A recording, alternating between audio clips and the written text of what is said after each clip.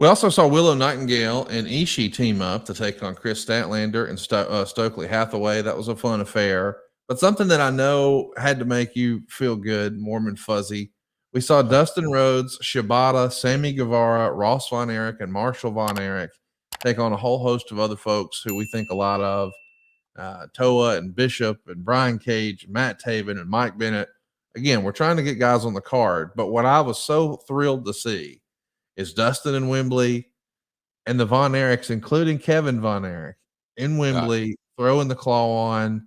So happy for the Von Erich family. What a cool moment that was, right? Yeah. I think Kevin was more mystified by the catering. Catering was like main event level catering. I'll say this about AEW. They didn't spare any costs on the catering. Like 10 desserts or something. I didn't have 10, but I could have. They look good. But I saw Kevin wandering around the catering area a couple of times trying to decide what he wanted to eat because the selections were amazing. But it made me feel good that he was there. The family, who had contributed a lot to pro wrestling over the years, deserved a moment, a big moment.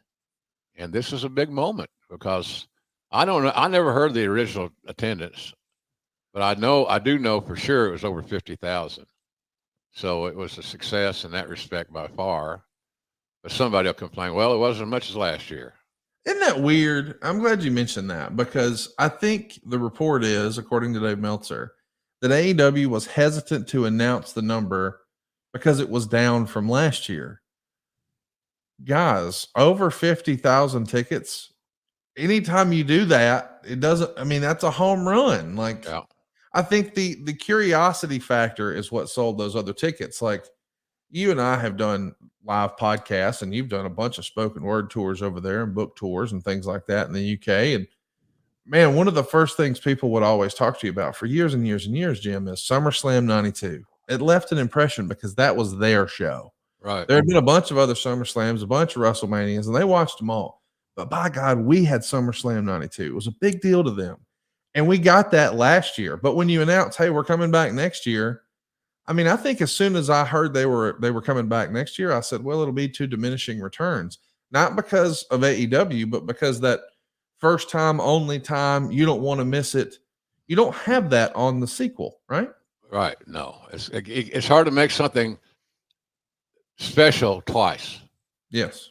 That's what I'm saying. And our audience is certainly to a level now where they want new. They demand it. I don't know who I don't know. Tony pulled all the straws on this on the surprises. Ricochet was a surprise. Sting was a surprise. Nigel certainly was a surprise.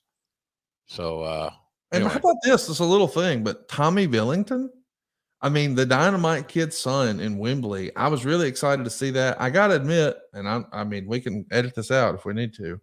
Why do you think we've never seen Davey Boy Jr. in AEW? Like, to me, it just feels like a no-brainer. You put him with Tommy, let him walk out with a couple of Bulldogs, and even if it's just for a night, that would have been a fun celebration, right? Oh yeah, yeah. I don't know. I've recommended Harry Smith for AEW on more than one occasion.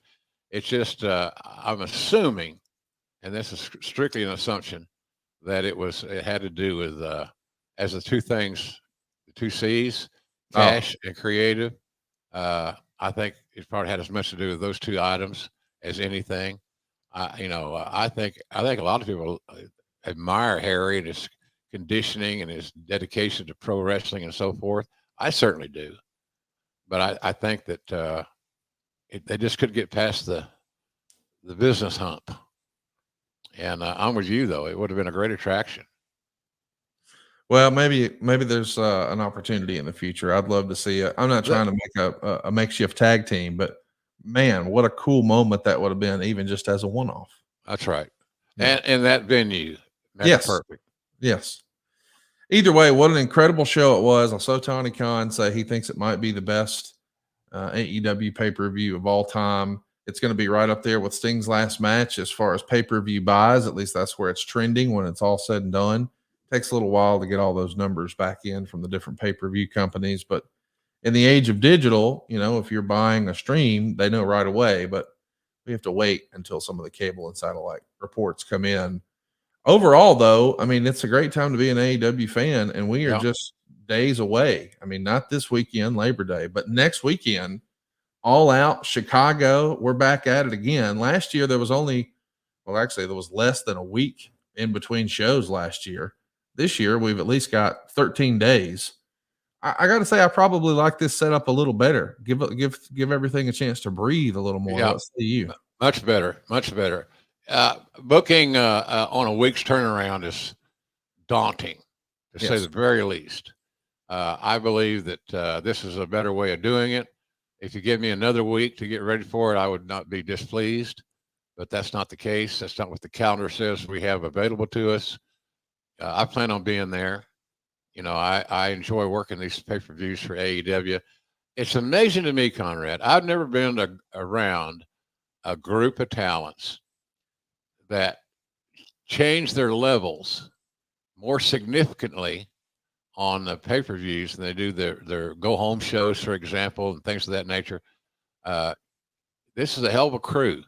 They're young enough. They want all their peers. They want all the fans.